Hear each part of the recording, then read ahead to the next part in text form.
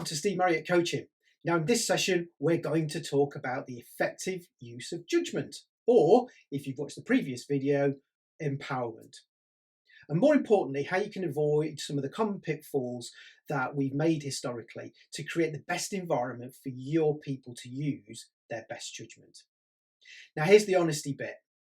Your people and you are paid to do a job. You're paid to be empowered and kind of work independently. But within our businesses and within all of our organizations, there is a need for people at the highest levels to feel a sense of confidence in their people's activities, a sense of control, and a sense of oversight. So there's no utopian view that people can just go and do whatever they want to do. That's just anarchy. And that's what we talked about in the previous video. It's about setting out those boundaries very, very clearly about where people can feel free to do what they are trained to do and where your business will require that sense of control and confidence and oversight. So let's look at a system of how we can create the environment where we're going to get better chances of our people doing what they're paid to do.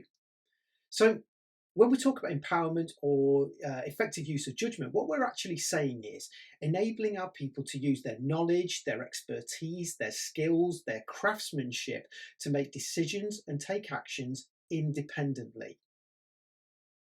And that's the challenge really with the effective use of judgment. There are times when you would really want to encourage your people to be independent. But there are also times and conditions in your business when they need to be totally dependent, when it's really not for them to be let loose with those decisions. And sitting in between dependence and independence is a period of interdependence or codependence. And that's really the key to creating an environment whereby your people can effectively use their judgment by really being clear about the times when they can be independent, the times when they need to be dependent, and the times when they've got a little blend of something in between where it can be codependent or interdependent. So let's take a look at a framework and a system that will enable you to put some language and some conditions around that to talk to your people about. Look at that into a framework. When we're going to give people a sense of empowerment or engagement or enabling them to use their judgment, there's two big factors that come into the decisions that we make. First of all, it's about the impact or the level of risk those actions and decisions will have on us, our clients, or our business. And secondly, it's about how easy or how difficult it will be to retrace our steps or recover the situation. So in a situation where it's easy to recover and the impact is relatively low around the business, then that's the place where we can give people full latitude to use their judgment.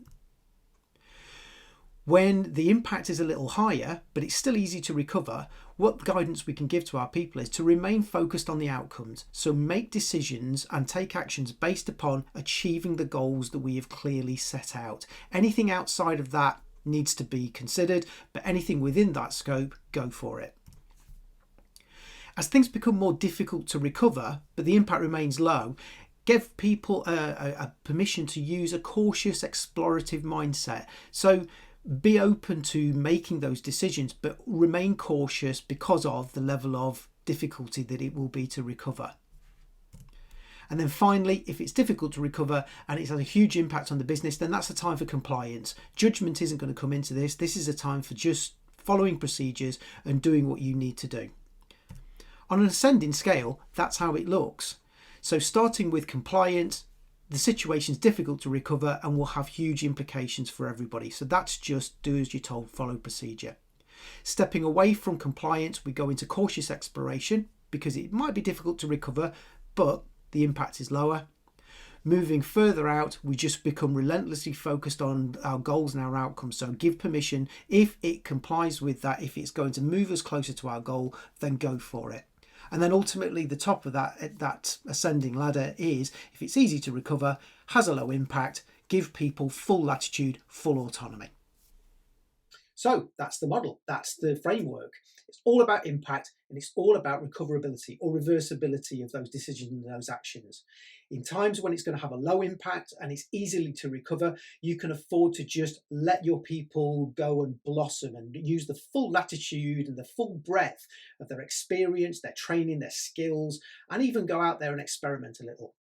But at times when the impact is higher for your business or it's much harder for you to recover, then it's understandable for you to put a lot more control and a lot more oversight into that.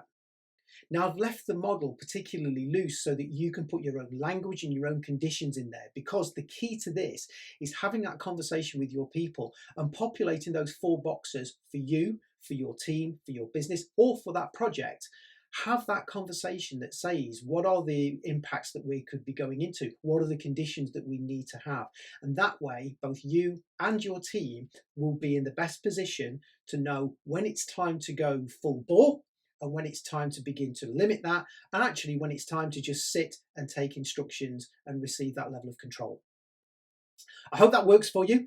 And as usual, if you like this, please feel free to subscribe, share it with people who you know will benefit from it, and always click on that like button. I'll see you in the next video.